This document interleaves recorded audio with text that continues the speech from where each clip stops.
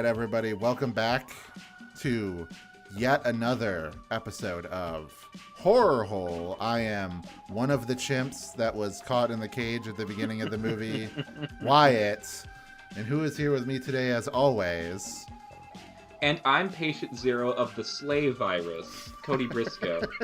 but don't worry, Wyatt, I'm pretty sure you're immune.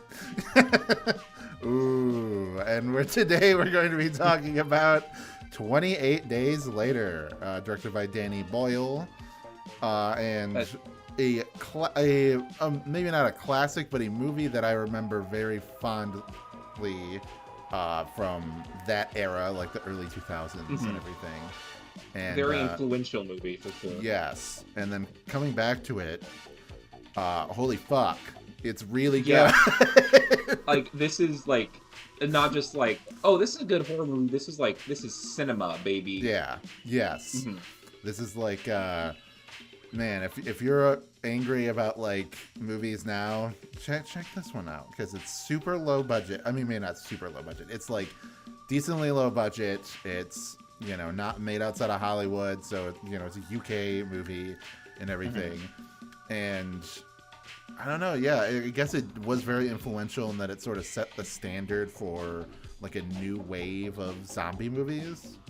But they all copied the wrong things from it, but yeah. Yeah, that's what I would say, is that this movie it's so much more deep than just, what if zombies could run fast at you? That's the... Yes. Yeah. Like, there's so much more to like this movie. Commentary on, like, the human condition and shit. Yeah. It's which such is like a perfect script for a movie. Yeah. It was just like a fantastic... It was so good, I'm immediately like, I now need to watch 28 Weeks Later, which I've never seen, and 28 You've never seen that one? Years Later, which is coming out this year. So... No, I have not seen... I have not seen Weeks. I have not seen that. Okay. So...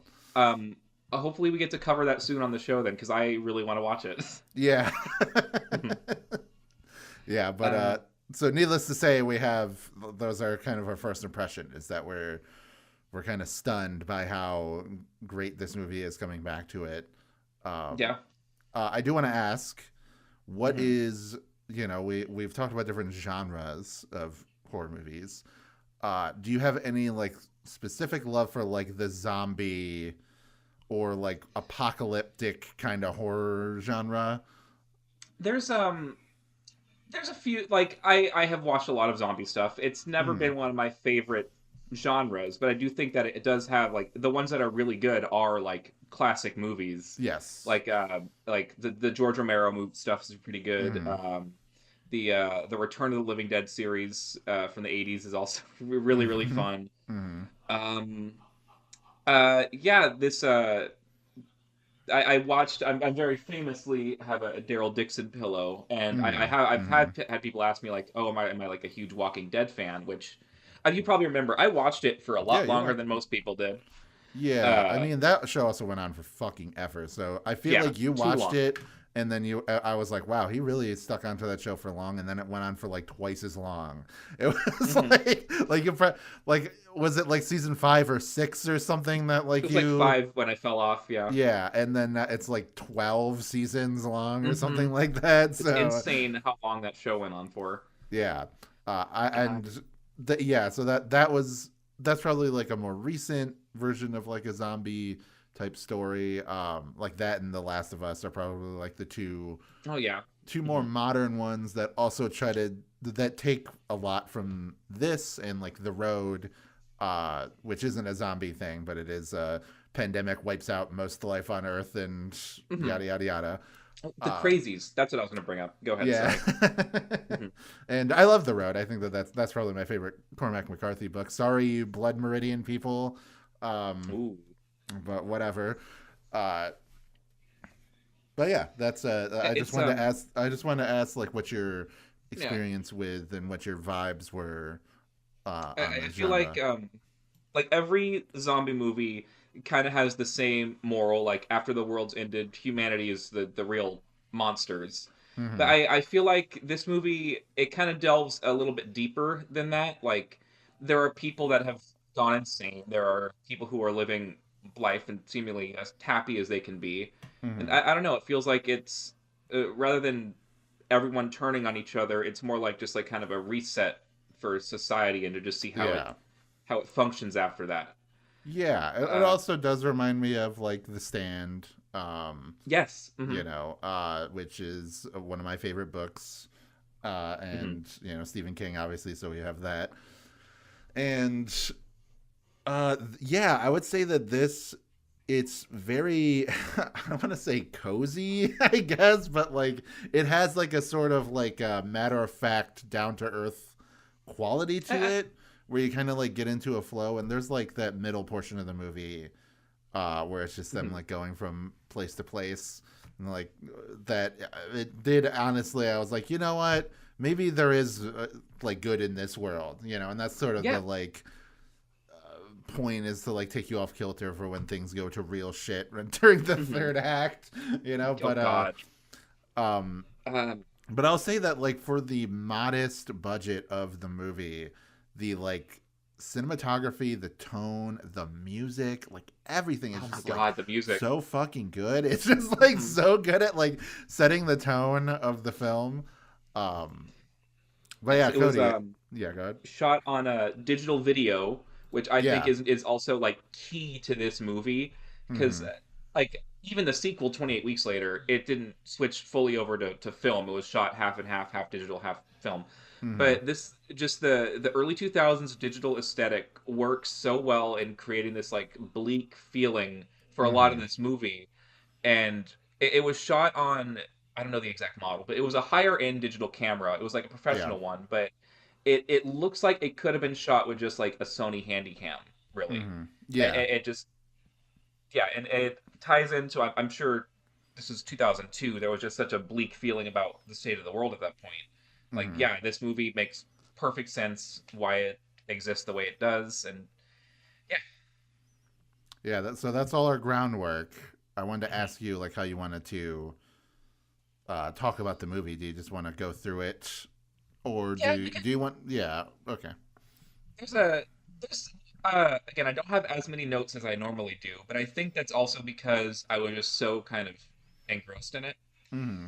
Yeah, Mm-hmm. so let's jump in. So we open up with just like a montage of human misery being played on Yeah. Yep. television, which in some movies I think can feel tacky, but I think this one it's totally earned, and it's like kind of the point of the movie as well, just Yeah. things that humans do to each other. Uh, it's being shown to this really funny looking monkey Yeah. on it That's the laid out on problem this on it. is that they just look funny inherently. So it's I just know. even in a serious scenario where they're being tortured, you're like, oh, look at that guy. Hmm. Like, and it also reminded me. Did you get like the planet, like the modern Planet of the Oh Apes yeah, vibes just from this scene? 100%. Which Mhm. I love those movies, but like, Yeah. yeah, that totally took so much from. I feel like they did like copy a lot of homework from this movie. Not in the again, not in a bad way. Those, especially like the second one, Dawn. Whew, very similar tonally to this movie. Yeah. Yeah. Um. So I love this setup of why the virus gets out because it's like animal rights activists. I Mhm. was gonna say eco terrorists. Sure. Yeah. I mean, So yeah, it's they kind animal of rights are. activists. They they're there to just free the monkeys, and they get out of the cage and then they attack one, and it just spreads. I love Mhm. that that's the inciting incident because it was somebody who was they were trying to do the right thing, and it just leads to this complete catastrophe. Yeah. I am gonna correct you and say that they are chimps. They are not monkeys, but Okay, you chimps. know, I would like to apologize to the chimps. they are apes. No tail means ape. Well, okay, no tail doesn't always mean ape. There are some monkeys with no tails, but tail definitely means monkey or lemur. You know what? Never mind. It's All I know is they would look really cute in a little business suit. yeah, yeah, absolutely. Um, yeah, so the this outbreak starts to begin, and then we get the title card 28 days later, and then it Mm-hmm. slam cuts to naked Cillian Murphy laying in a Mm-hmm. hospital bed. Uh, real quick, I do want to mention The Walking Dead completely stole this scene.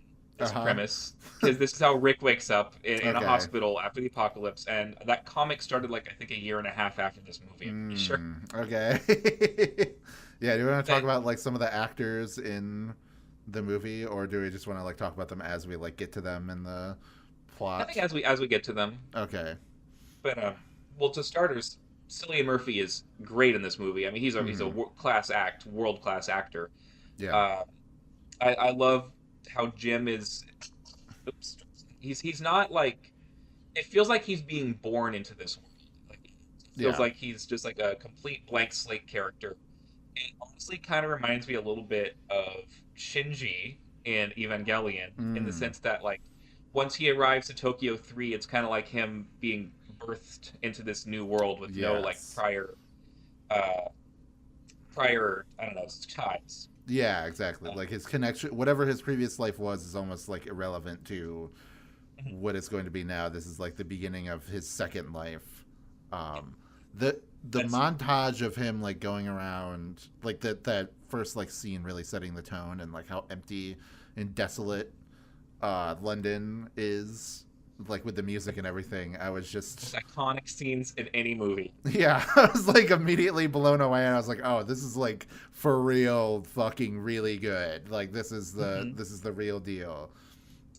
And they shot that like guerrilla style. A lot of this Mm-hmm. movie, they would just because like London is not like Las Vegas where everybody is awake 24/7. Like the city does go to sleep apparently because they just would go out at like 4 or 5 in the morning when nobody was around and just film Cillian Murphy walking and then had to leave before anybody showed up. Yeah, yeah. But like Which is there's I so many great moments, like him picking up all the money mhm. that's like dropped on just because like he is unaware that it's worthless, you know. So he's just like, well, I guess I might as well pick this up while it's here.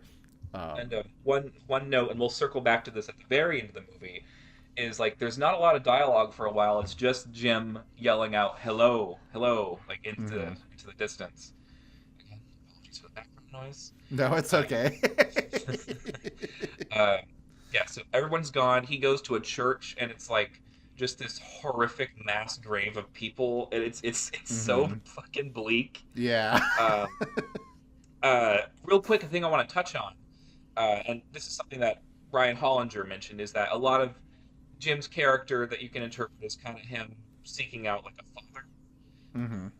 Like I mean, he literally the first person he goes to the first place he goes is the church, and he's the priest being the father. Hmm.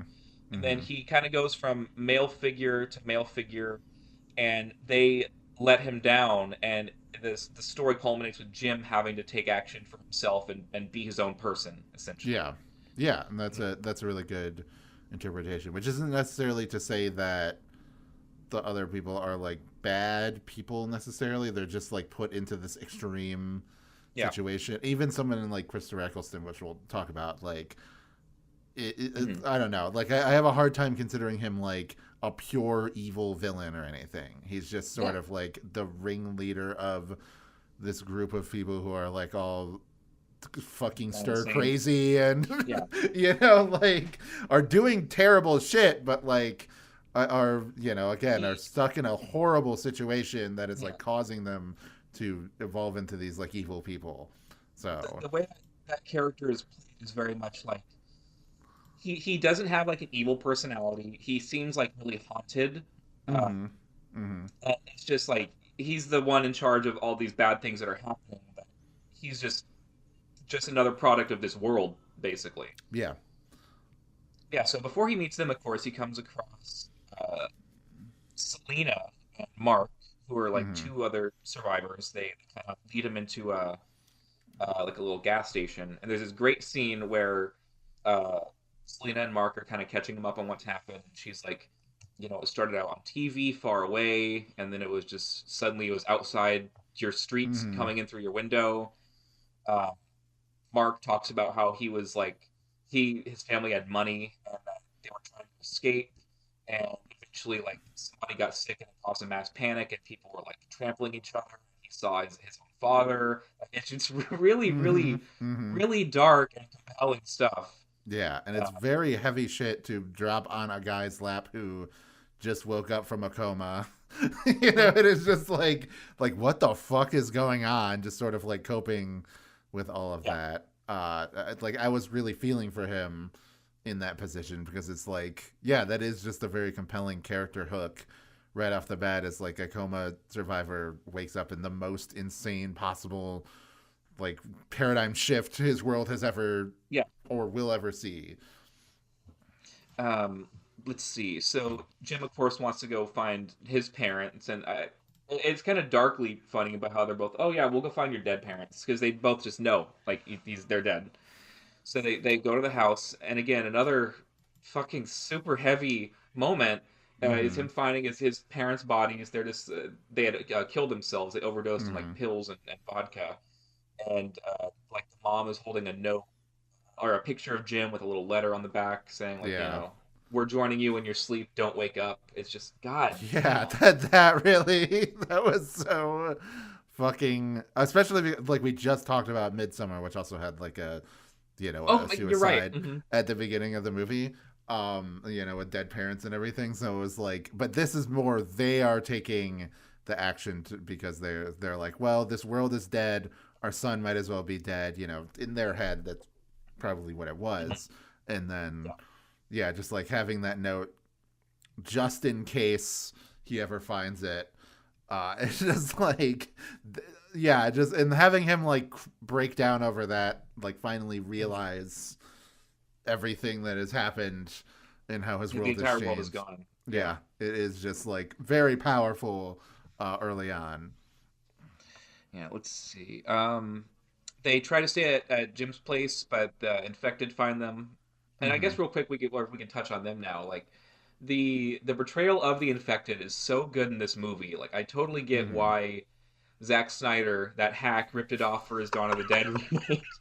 Um, yeah, and they're not zombies. It just feels like just I don't know, just humanity just Mm-hmm. fucking coming at you in hordes. It's Yeah, I think it's very, like maybe on the nose, maybe whatever. It's like they're very particular that they started it with experimenting on chimps because there's so much aggression in chimps and like for a long time, here's me getting into the weeds here about evolutionary biology, but like a lot of preconceived ideas of what is essential humanity have been formed through studying chimps, and people find that that's like a flawed perspective like now, but that ended up giving like a lot of perspective to like, male dominated society, that's like essentially human, and like violence and might makes right, and those things, like all those things are what makes us human, because like, oh, here's this chimp, it shares DNA with us like almost 100%, and they do things like this, but there are other cousins of humanity, things like bonobos, which are just as close to humans as chimps are. Which, by the way, I know probably everybody listening to this knows, but humans did not evolve from chimps. Humans and chimps evolved from the same ancestor and then had a split path. So that's why they're cousins with us, not we didn't mhm. evolve from that. Okay, so that's not how that works. Uh, Well, but the bonobos are another anti-evolution. branch on that. So go ahead. I was gonna say the anti-evolution Bible Man episode I watched says differently. Uh, Yeah, I just want to say that because there are people that aren't even anti-evolution that think that, and I just want to it correct that. yeah, But we came from monkeys is a very simplified yes, version of yeah, but that is all to say that like the like the metaphor is supposed to be like this, it just strips away like the ego and the super ego and just leaves us with the id, and then like they become like completely just feral. ravenous, angry, feral, these things, and does that make us like any better than these animals, and were we ever any better to begin with, because like, Mhm. yeah, that If that's this is sort of like where, if this whole point in time, it's just yeah. to let out. Yes. Um, so Mark is unfortunately killed. Um, Mm. Which is pretty Jim fucking is brutal. Like, oh yeah, he's bitten, and Selena's like, "Fuck it," just starts hacking at him with the machete. yeah. Uh, yeah, and then as they're leaving, she says to him, "If I think you're sick, I will kill you in a heartbeat." Which again, Mm-hmm. another Mm-hmm. great setup for later. Let's see, they meet. They see like some blinking lights in the distance. So they follow it. Chased up some stairs. Uh, and then they finally run into two of the best characters in this movie. We Mm-hmm. get Frank and Hannah. Mm-hmm. Um, I completely forgot that Brendan Gleeson was in this movie. Yeah. Yep. So once he took the SWAT gear off and it was Detective Hodges, Yep. I about fell out of my chair. You're like, oh, it's the guy. Mhm. It's Knuckles Maester from Mayor Paddington. Sadie's. Yeah. Mhm. Uh, yes, they're just a father and daughter who have been surviving seemingly pretty. Uh, they don't seem very dysfunctional at all. Like they seem like Mm-hmm. they're Mm-hmm. doing their best. Uh, we don't ever find out anything about the mother of Hannah. We see a picture of all three of them, but we don't know if she Mm-hmm. died in the outbreak. At least I don't remember if they mentioned that, or if she had been dead beforehand. Because they seem Mm-hmm. like these two are very good at like taking care of each Yeah. other. Let's see. So Frank is fixated on a military broadcast that is that's being played. It's somebody saying, come to this place after this barricade. We have the answer to infection, etc. Mm-hmm. So they take a taxi, and the next, as you mentioned earlier, the next chunk of the movie is like a fun road trip bit. Yeah. Yeah. Yeah. The tone of this movie is like they're all over the place, but like in a really Mm-hmm. really good way because every tone that it like really nails and just Mm-hmm. adds to the overall flavor of the soup. Yeah. Yeah. Because like at first it's so desolate and bleak and hopeless and like dog eat dog that when they meet up with Brendan Gleeson, things start to lighten up a bit. Like it starts to feel like, okay, maybe things aren't fucking terrible. And then, yeah, once it gets to like that road trip section and they're going around, they find like the grocery store and Mm-hmm. just start like picking that's having fun like going through the aisles and like picking the stuff and like It's there's a really really cute scene. yeah, like Frank, like telling him, like, oh yeah, this wine, is like real good, like talking and just like being people. It's just like yeah, amazing, beautiful stuff. Mm-hmm. And again, that's Um, like that is another one of those things where I'm like, yeah, this is just has so many layers to it. It's just so there's like everything that like all these things like I hate to be that guy because I have no problem personally with The Last of Us, but everything that was given as like oh yeah, this is like a zombie apocalypse but with a soul. I'm like that can be found here. That can mhm. like I feel like the prototype for that is here. So That could be found in probably like that could be found yeah, in Dawn of the Dead. yeah, I There's was gonna plenty say of like zombie probably movies. Yeah, well before yeah. that. It's just that people are so used to either. Well, here's what I actually think it is. So many people see trailers of movies and then don't watch them and just assume their tone or their style or whatever based on that purely. But Hmm. even then, like, obviously, if a ton of movies are gonna come out, some of them are gonna not be good, and then only the cream of the crop is gonna like rise to the top and like stand the test of time. So and that's just true with every decade of film. Hmm. And so yeah, I think that like yeah, you can go back very far and find stuff like this. It's I just mean, that this it's the same thing with people mm, being like, oh, there weren't well written female horror movie characters until like the late 2010s. Like mm, like mm-hmm. like no, Yeah, that's wrong, yeah. absolutely wrong. Yeah.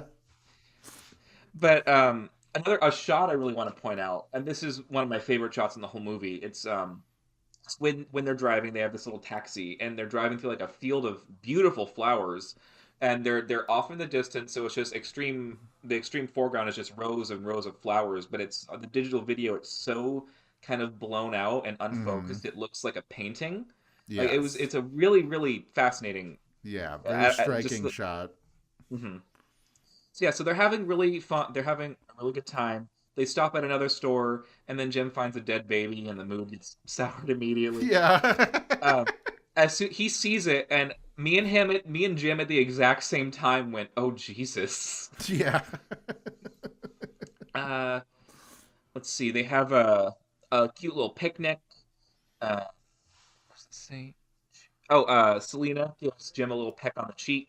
Hmm. Uh, Yeah, there's a this is whole. the part of the movie where she is like warming up and realizing that like that moment where she's like, I was wrong, that like surviving is the best that we can hope for. It's just like, man, what a good thing to put in the movie, knowing full well that things are gonna get way worse very soon. Hmm. Like things are gonna fucking fall apart miserably so soon. But Yeah. it's just such a strong, profound statement that you're like clinging onto through that dark Mhm. time. So I yeah. love Selena. Selena, I mean, all the characters in this movie are great. Selena's Mm-hmm. also like really, really good. I don't have the actress's name pulled up, but she's like, I think she's an Academy Award winner. She was in I think Moonlight. Naomi Harris Yes. is the actress. Yeah. Yeah. Speaking of, well, first off, I know Hannah's actress isn't acting anymore. She did like a couple, like one or two things after this. Then she tried doing Mm-hmm. music in 2007, and then nothing really since. But I really do hope that the 28 years, it's going to be a trilogy of movies. Mm-hmm. I really hope that they at least say something about like what happened to these characters, because Mm-hmm. I don't know. Like I would love to know what happened to Hannah, Selena, Yeah. because Jim is going to be in the new movies. Okay. Uh, and also the survivors in 28 weeks later. I really, really want to know what happens to those characters. Yeah. Yeah. Um, okay, so she gives him a little cheek. The group is having troubles sleeping, and Selena is the only one who's asleep. Turns out she has like a bunch of pills, including Mm-hmm. Valium. There's a little conversation, or such a bad joke. So the Mm-hmm. little girl is begging her dad for some Valium, which is another day at Judy Garland's house. uh, Jim has a nightmare about like the group forgetting him Mm-hmm. or just taking off without him, and then he gets woken up from the nightmare, and Frank uh, like tells him you're having a bad dream, and Jim's still asleep, and he calls him dad, and it's like Mm-hmm. son of a bitch. Yeah. He's so dead, Yeah. Yeah, and then that switch it. is just like, I mean, it's a pretty obvious parallel, but it is just like, yeah, he fell asleep once, woke up and the entire world left him behind already. So he now has that trauma Yeah. going forward, that like, that if he stops for one moment or sleeps for one moment, everything could like pass him by, and Hmm. who knows if he will be able to like recover. So they finally make it to like the barricade that is going to lead them to the army place. They can't find anybody. They're all pissed off. Frank steps away, and he just does something just completely innocuous, but it ends up getting him killed. He's like trying to shoo away a crow, and it Mm-hmm. knocks a Mm-hmm. single drop of blood off of an infected person higher up, and it falls right into his eyeball. Yeah. It sucks. Yeah. It's such a like, it's because you're like, no, dude, don't do that. But it's also like, it feels real that something so innocuous would cause like this entire unit to, be to crumble basically. He's like Frank isn't getting like a hero's death. He's not getting bitten by a Mm-hmm. zombie. It's Mm-hmm. just a drop of blood, and boom, he knows he has 20 seconds left to live, basically. So he's Yeah. like trying to get his daughter to stay away from him. He's like, you can see his performance. He starts to get all feral. Really Yeah. good job from Yeah. Brendan He Gleeson. tells her he loves her, like that Hmm. kind of stuff. And then, yeah, that's when the antagonists of the movie show up and, you Hmm. know, uh, gun him down with military force. Yeah, they fill him full of bullets, and they just kind of like, all right, get in the car, let's go. Just very Mm-hmm. unceremoniously. Hannah is like in shock. Yep. Uh, she's in shock for pretty much the rest of this movie. I would say Mm-hmm. I Mm-hmm. like her character a lot. I wanted just a little bit more from the actress. If I'm gonna be honest.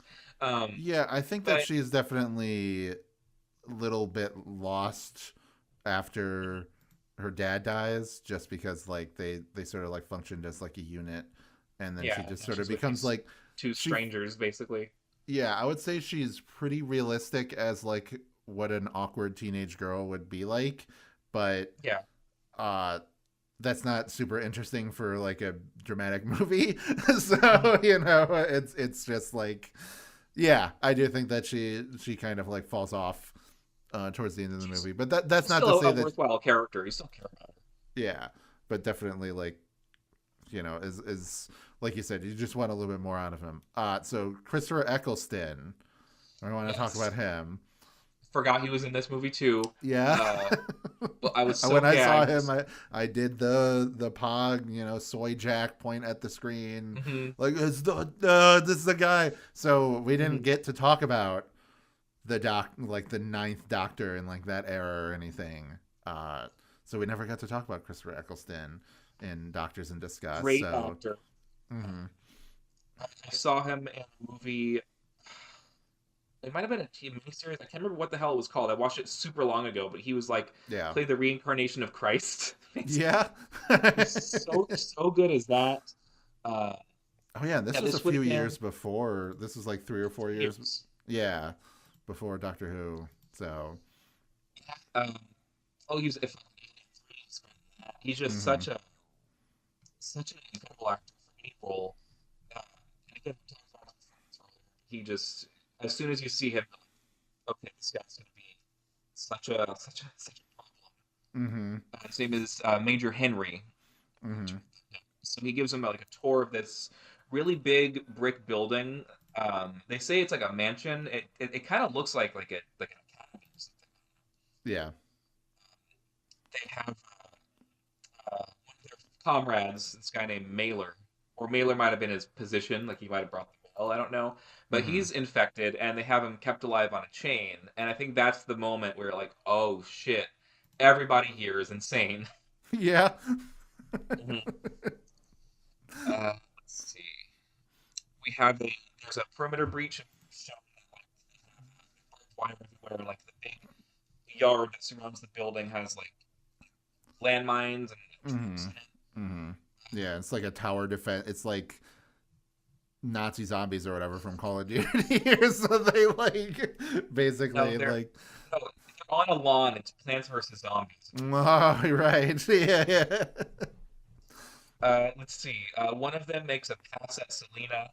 hmm Jim gets upset at this, and Henry takes him to the side. He's like, "I promised them women," which hmm is so gross. Yeah, Uh, that was immediately like fuck.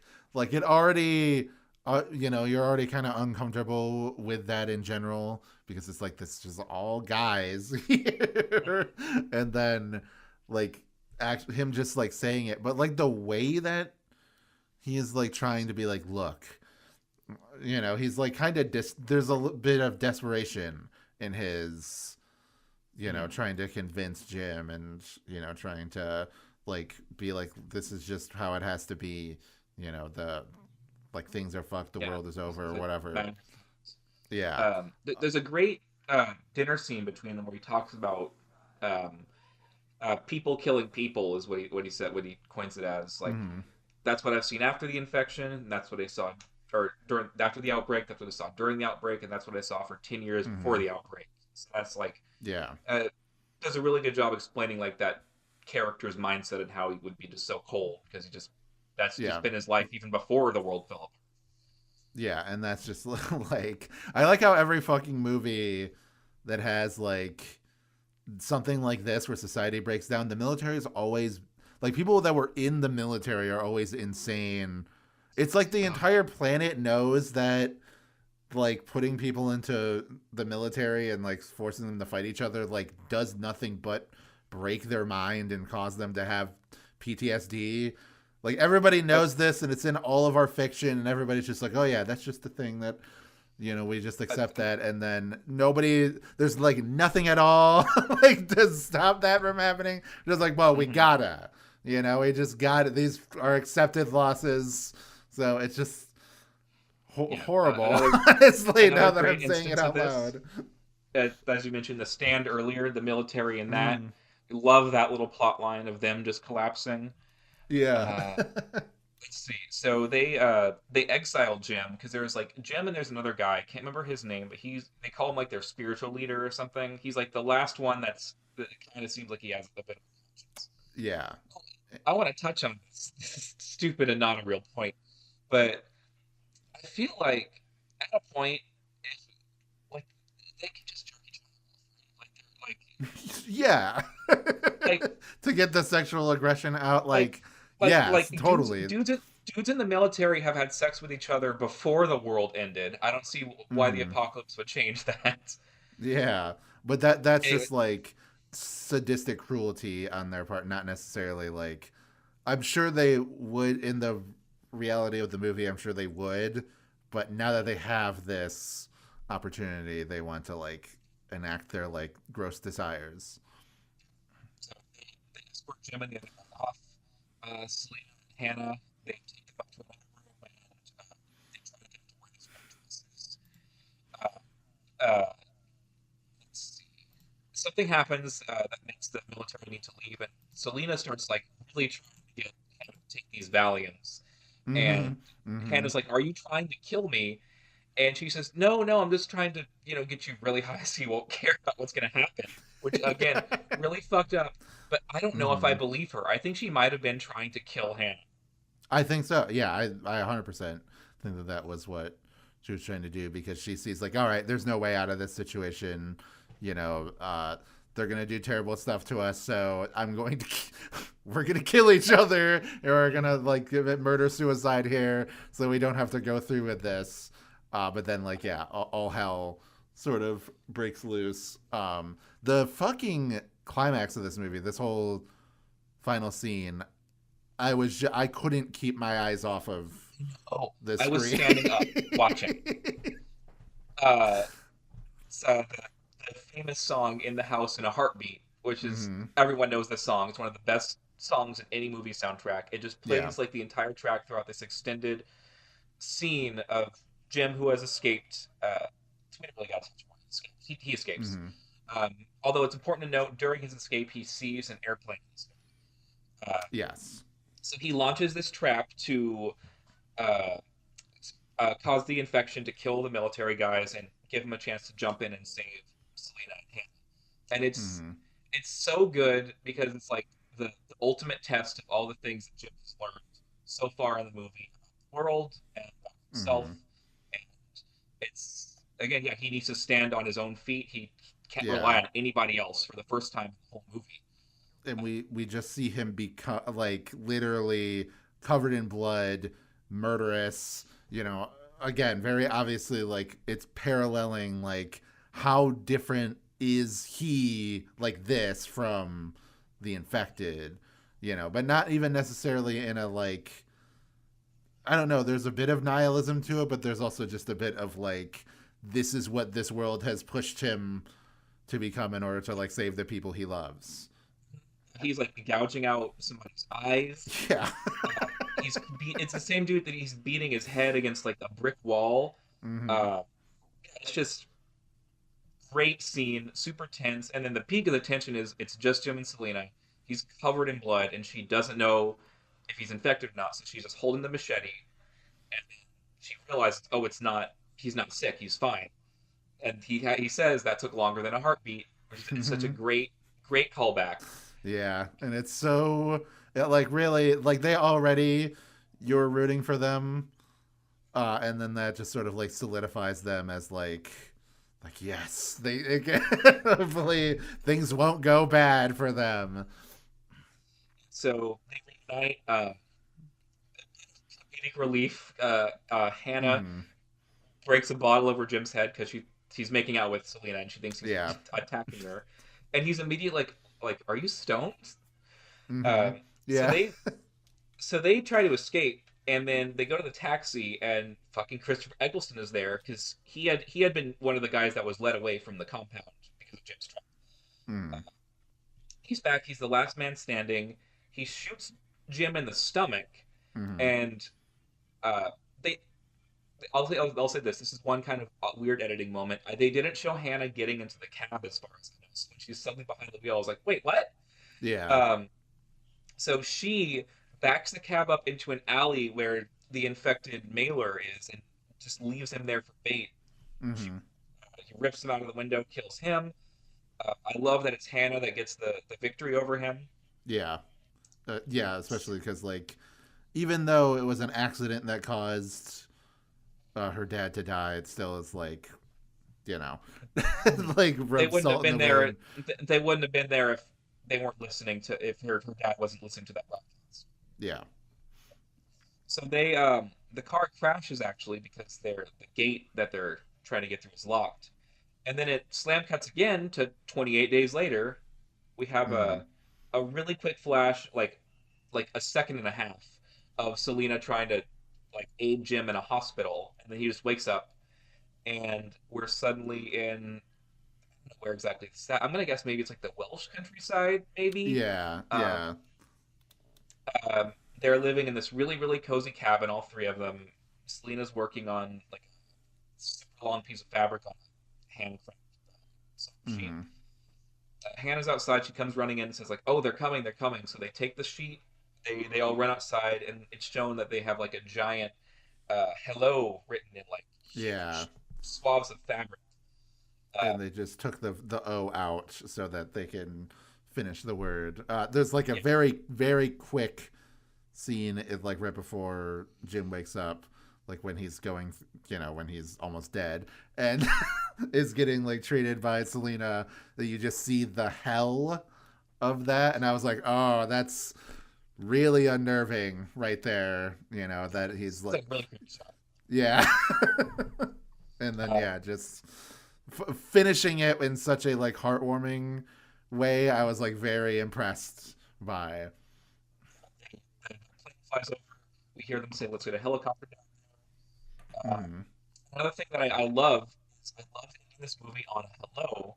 Because that was the opening of the movie with Jim calling out into empty London, like he's saying hello as in like, is anybody there? Hello. Mm-hmm. But the hello in this is like it's a greeting to other Yeah. people. Yep. It's, It it's so smart. Yeah, it is really good. It's not exactly the same, but it did remind me a bit of Gunbuster, the ending of that God, where they yes. come back from like 20,000 years in the future and they don't know if there's any human civilization left, and then like all of Japan lights up with the Okaidi to welcome them home, and it's very sweet. So Yeah. Well, I think that's really about it for. yeah, I think we yeah, we went through. We talked about all the characters and the tone and all the moments. It's just like a fucking banger. It's just Yeah, like a super good movie, and I just think it might have entered my top 10 like of all time. yeah, it's so good. It's definitely like one of my favorite horror movies in general. Like after watching it this time, and this is what I'm excited about for this podcast because we could watch total fucking garbage like well, maybe not Five Nights at Freddy's is total garbage. It's just like mostly trash. But we can watch shit like that, and then also like Midsummer and this, And so I was thinking of what I wanted to choose for like another for my movie, because we go back and forth. And I thought of a few things, and there's one movie that I want to get to, but I feel like we kind of had to build up a little bit more to Okay. it. And so I think I'm gonna pick another like modern horror movie that I haven't seen, but I do want to see. Alrighty. And it's between two choices. The first thing is I thought of Nope because of the chimps at the beginning of the movie, and the other one was It Follows. Are the two movies that Oh. I thought about that I wanted to watch. Uh, I don't know, like, because Nope is the third of the. It's not like a series or whatever, but it's just like the third movie that what's his fucking name? Jordan Peele. Yeah, Jordan Peele. I was gonna say Key and Peele, but just because that's where I know him from. But like, yeah, and I don't know if you want to do the other two before that, but I think that's one that I was told specifically, like, Wyatt, you must watch this movie, et cetera, et cetera. So I Oh yeah, think you would love Nope, but yeah, I um, think I do want to choose that as our next movie. So okay, I'm very excited. I have not watched it. I think I watched since it once when it came mhm. out. I have the Blu-ray. I think I watched it when I got that. Yeah, it was just one that I remember, like, even Nikki saying, like, Wyatt, you gotta watch this Mhm. fucking movie. I think maybe it's because of the chimp, but you know, in general, I just know it's a good movie, so I want to check it out. So It's not just because of the chimp. Trust me. okay. Yeah. All right. Well, I think that about does it. Wyatt, where can we find you on your socials? Ooh, well, go on over to Twitter or Blue Sky, Wasp Ranger, WAZP Ranger. It's mostly stream of consciousness stuff, but I do post about videos I'm making or podcasts I'm in. Uh, Main squeeze right now is Cartoon Buffoons. Me and our friend Morgan going through reviewing all the Cartoon Network shows in order. Though recently, for April Fools, we did a bunch of Nickelodeon shows, which was a fun diversion. As told by Ginger, fucking banger show, like super good show. I was like really surprised by that, especially because, like, remember, like, we watched a bunch of Rocket Power at one point Mhm. in the past, and that show is bad. So Yeah, it's like, very bad. so another, like, classic Chupo show from around that same time period, just very good. Um, but yeah, so check out Cartoon Buffoons. Check out the Patreon. It's only magic. $3, you get the Cartoon Buffoons episodes a week early. If you only got $1, that's okay. You still get Wow Cool Robot. Me and Wayne going through every single robot in existence. We just pick random robots, talk about them for 5 to 10 minutes, give them a rating. It's a good time. Check it out. And how about you, Cody? Where can we find you? Well, if you go to my IMDb page, you can see all the projects I have acted in, both things that have been shot and things that have not been released yet. Mm. Uh, let's see, you can if you're listening to this, this is on my YouTube channel, and you can also find me on Twitter. My name on there is Gay Boomhauer. It is mostly stream of consciousness stuff as well. Yep. Um, but I feel like it's a lot stupider than yours. Yeah. Um, yeah, I think that about wraps it up. Yeah, all right. That will do it for another episode of Horror Hole. Join us next time. We're going to talk about Jordan Peele's Nope. See you See you there. there.